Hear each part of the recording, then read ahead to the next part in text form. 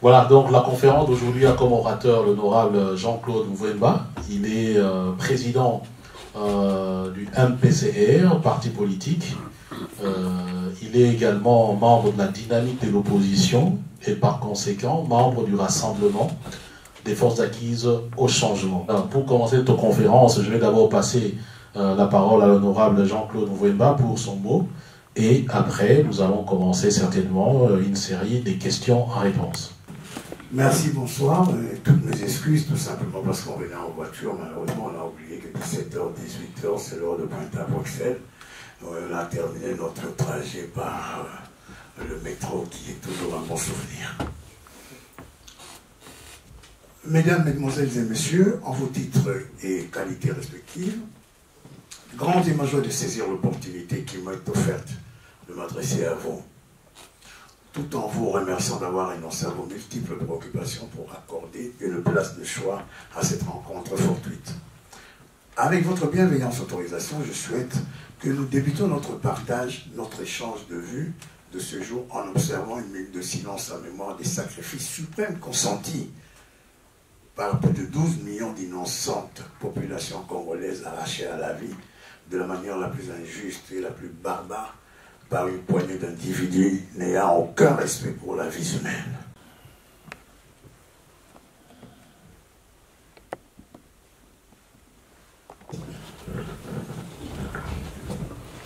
Je ne saurais passer sous silence quelques-uns de noms de ces vaillants combattants, résistants et opposants. Mes pensées vont droit vers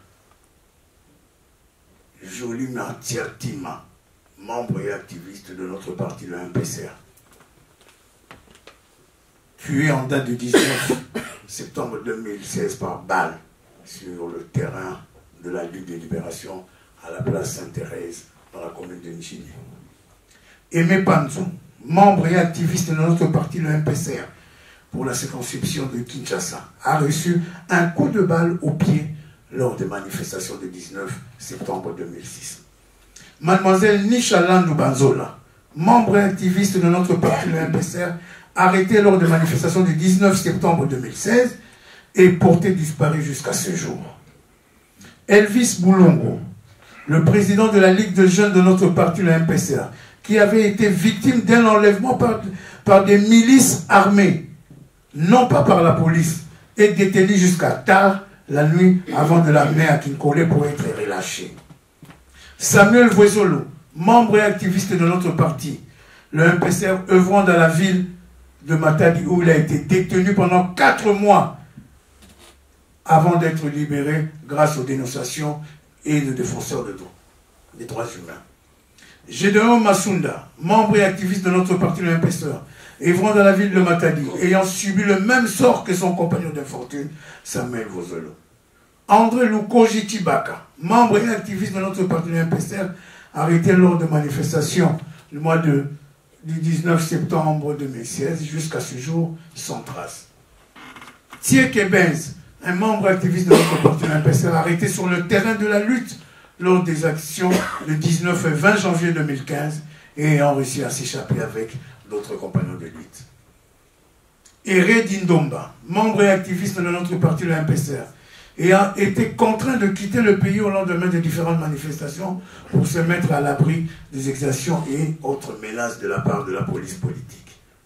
Sans oublier tous les combattants, tous les jeunes de l'UDPS, du MLP, de l'ECD, des FONUS, du Congo-Nabisso, ainsi que tous ceux qui œuvrent au sein du rassemblement qui jusqu'à ce jour, plus de 700, nous le connaissons là où ils y sont. Du soulèvement populaire du 19 décembre 2016. À la place de l'honneur et la dignité pour la sortie politique de M. Kabila, après 15 ans de pouvoir, quelle désinvolture pour un président qui se dit démocratiquement élu. Cela relève du mépris et du dédain dans un pays où l'honneur et le respect de la parole donnée a une réelle survivance et vitalité. Nous invitons la communauté internationale à venir en aide à la population congolaise de pourvu des armes et d'armées, car cela ne sert à rien de dialoguer avec un gouvernement dont la seule réponse s'exprime par des attaques sauvages contre des citoyens non armés et sans défense. En dehors de cette extrême nécessité d'exiger le respect de la norme suprême qu'est la Constitution, il y a la prise en compte de 15 années d'exercice de fonctions du chef de l'État qui aboutissent aujourd'hui à un puissant et total échec au niveau de la gestion des affaires de l'État. Humanitaire, environnemental, sécuritaire, politique, institutionnel, économique, social, éducationnel, sanitaire, bref, à tous les secteurs de la vie politique du Congo, M. Kabila a échoué. Un échec puissant que rien, personne, rien ne peut le justifier quand l'on voit les gigantesques ressources humaines, financières, médiatiques et militaires avec une force armée puissamment armée et équipée, mise gratuitement à la disposition du chef de l'État, président de la République du Congo durant 15 ans. Le président du MPCR a épinglé les faux et usages de faux qu'ont dénoncé haut et fort le patron congolais, M. Yuma, et aussi le président du Sénat, M. Kengo Adondo, qui ont condamné le maquillage en bénissant faussement les statistiques établies par le gouvernement sur la vie économique et sociale lors des redditions de comptes. Chers compatriotes, vous devez savoir qu'il y a eu 58 projets réalisés en ce qui concerne l'année 2016. Or, ces 58 projets n'ont pas été budgétisés et n'ont même pas fait partie du budget de 2016. Tout cela pour vous expliquer, en exemple, une école primaire au Bandundu qui devait coûter, je n'en sais rien, 300 000, 500 000 et qu'à 3 milliards de dollars. D'ailleurs, un de nos compatriotes, le député de Bandunduville, Papi Nyango, a décidé de porter plainte contre le ministre des Finances pour avoir amené une reddition de comptes farfelue que la Cour de compte n'a même pas apposé sa signature pour reconnaître sa validité. Il nous revient alors de constater que la démission du président Michel Martelly s'inscrivait dans un contexte semblable à celui qui prévaut aujourd'hui en République démocratique du Congo avec le report de la tenue du second tour des élections à échéance fixée par la Constitution. Au finish, le peuple congolais a déjà ouvert l'œil et le bon. Le 19 décembre, c'est la fin du mandat de M. Joseph Kabila. Nous ne lui octroierons pas une prolongation même d'une minute. Son agenda caché étant connu, avec tous les fléaux qui minent le Congo, notamment la barbarie politique, l'injustice, l'intolérance, la misère, la répression sauvage de manifestations, les pillages systématiques de nos ressources naturelles, le tuerie dont est victime notre peuple.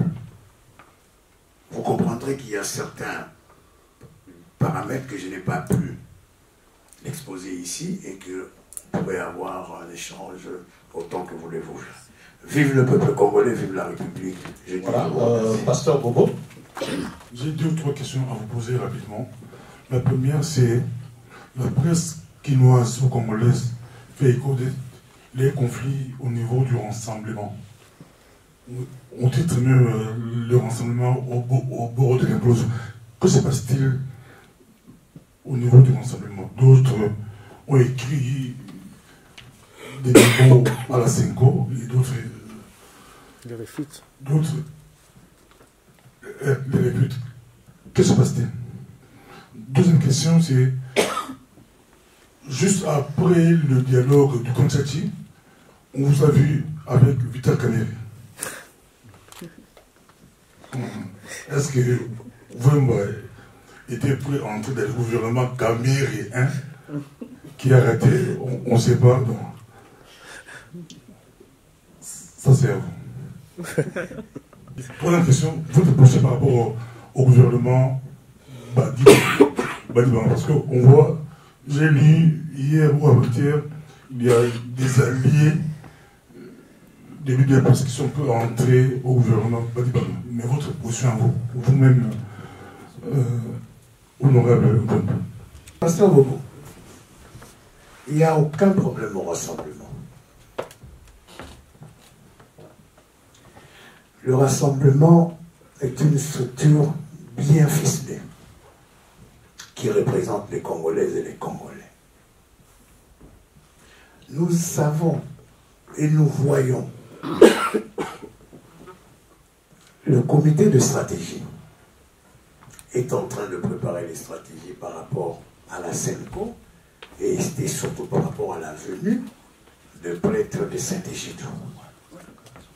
Malheureusement, la fuite a été sortie par on ne sait pas qui parce qu'on est en train de rechercher. Parce qu'on croyait qu'après le départ de certains serpents qu'on avait, qu'on était à l'abri de cela. Donc les enquêtes sont là. Il n'y a aucun problème. Et puis sachez-le, il y a même des tracts qui sortent en Chiluba disant que ce sont les Jean-Claude Vwemba, les Olenga Nkoyi, les Moïse Katumbi et tout ce monde, les Ingélé et Photo, qui sont en train de prendre le président Tshisekedi en otage. Parce que son fils, Sami Badibanga, vient d'être nommé Premier ministre. Donc, de ce côté-là, nous sommes déjà là. Nous sommes à l'abri de ça parce que nous connaissons où est-ce que nous voulons aller. Je connais le président Tshisekedi il y a longtemps. Mais l'actuel président Tshisekedi, c'est quelqu'un que je n'avais jamais connu auparavant. Plus radicalisme que Bissonio Sogomonagawana. Quand il dit non, il dit non. Il ne s'emballe pas que vous venez pour aller le saupoudrer ou quoi, non. Donc de ce côté-là, rassurez-vous, le rassemblement se porte bien. Vous savez, je suis député national élu ou réélu de Kassamoulou.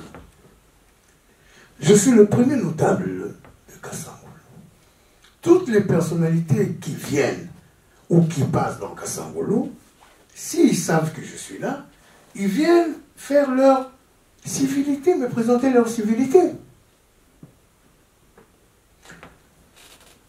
Kamere a été mon président de l'Assemblée nationale. Kamere, c'est quelqu'un que je connais. On m'informe qu'il est là. On s'appelle, il vient me voir. Je lui dis ce que j'avais à lui dire. Mais pour dire la vérité, on ne m'a jamais proposé aucun poste.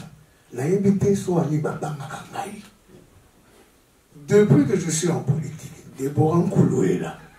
Mon nom est cité dans tous les gouvernements parallèles des officines ou tout. Même maintenant, vous ne l'avez pas dit. Hein, on m'attribue le ministère de l'Agriculture. Quelqu'un qui est sorti le 15. Hein, même le Premier ministre a été nommé. Derrière lui, on me prête ces gens de poste. Je vous le dis, le MPCR a fait un communiqué officiel aujourd'hui, dorénavant, tout journal qui sortirait mon nom sera poursuivi. Parce qu'il y a beaucoup, et nous savons quels jeux se font pour mettre les gens, les noms des gens bien connus, pour que eux qui sont partie prenante dans ces poteaux de Gratana de Kanchachi, qu'on puisse leur élever. Moi et Kamere est venu en amitié, en ami et tout, il sait très bien que je ne mange pas de ce pain-là. Donc, en ce qui concerne le ministre Pasteur Bobo, je ne travaillerai jamais avec M. Kabila. En ce qui concerne les issus du Kanchachi, ils se sont retrouvés entre eux. M. Kabila a nommé un Premier ministre que l'opposition a déjà répondu que ça ne le regardait pas. Le peuple congolais n'attire pas de la sympathie par rapport à tout ce qui est sorti du Kanchachi. Voilà, c'est Ali Mongala, les amis de Haïti. Bonjour. Voilà, ma question est la suivante. Dans votre intervention, vous avez évoqué la mise en œuvre de l'article 64, donc l'application de l'article 64 Après le 19 décembre aussi, Kabila ne partait pas, puisque c'est la fin du mandat du Kabila. De l'autre côté, les rassemblements exigent un dialogue inclusif, selon l'accord, la résolution des Nations Unies. Et aussi, on parle même d'un gouvernement, d'un régime spécial après le mois de décembre. Et vous ne pensez pas que c'est un peu contradictoire? De notre côté, vous appelez donc à la population d'appliquer l'article 64 et en même temps vous exigez un dialogue inclusif. Est-ce que cela est-il possible? Ça, c'est la seule question.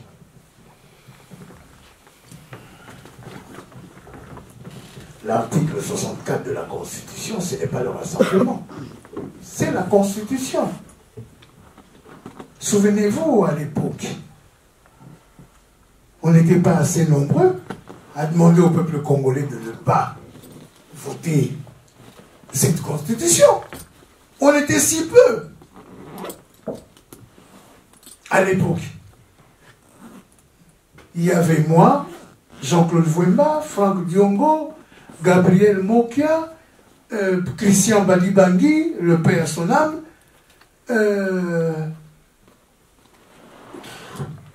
je crois, on n'était même pas 10 à l'époque. Mais le peuple congolais est allé massivement à plébisciter à 85% cette constitution.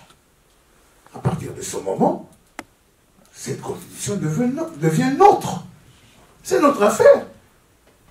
Pourquoi aujourd'hui, même il y a certaines personnalités de la majorité qui disent à l'époque, qui ne cessent de le dire officiellement, tels que le Ramazani Chadari, président du groupe parlementaire du PPL. Il ne fait que m'apostropher. Mais Jean-Claude Vouemba, en 2006, vous étiez contre ça. Maintenant qu'on vous rejoint, vous refusez, vous êtes devenu plus fanatique de cette constitution. Parce que nous respectons le peuple congolais. Donc tout ce qui est prescrit dans la constitution doit être respecté. Je suis parlementaire. Depuis 2012, chaque année, le budget qui vient au Parlement, à l'Assemblée nationale, dégage une rubrique de 250 millions de dollars à la CENI. 2012, 2013, 2014, 2015, 2016. Ça fait 1,250 milliard de dollars qui devaient atterrir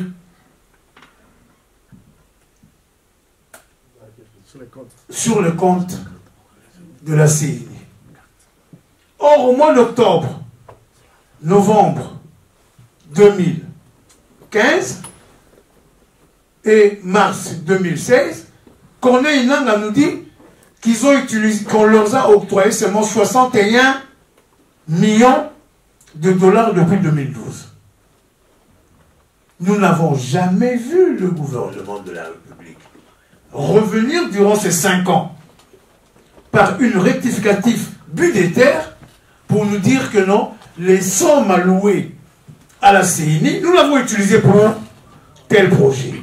Alors comment voulez-vous, M. Kabila, qui a fait exprès pour ne pas allouer cette rubrique de la CENI, puisse aujourd'hui dire non, on n'a pas le moyen, je continue.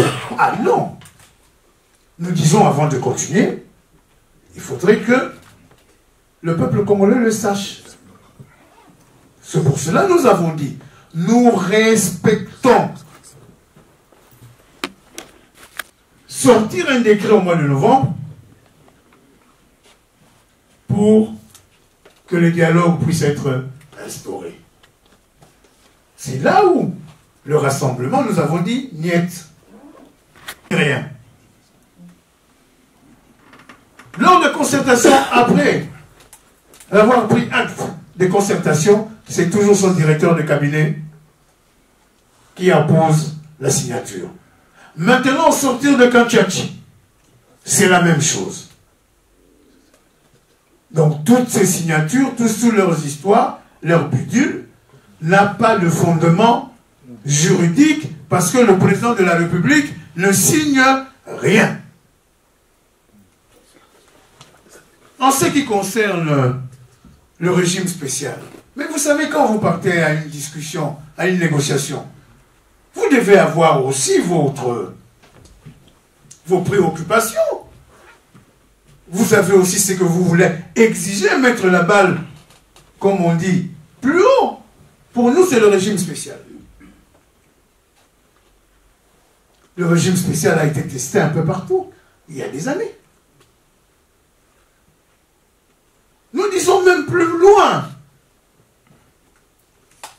qu'un de M. Kabila puisse venir parler avec nous. Donc pour nous, ce n'est que le dialogue inclusif, mais le vrai dialogue avec M. Kabila en face, avec maintenant tout son panoplie du camp Tchatchi, et M. Etienne Tshisekedi Wamulumba, dont nous tous, le rassemblement, nous serions derrière lui. Voilà ce qu'exige le régime spécial.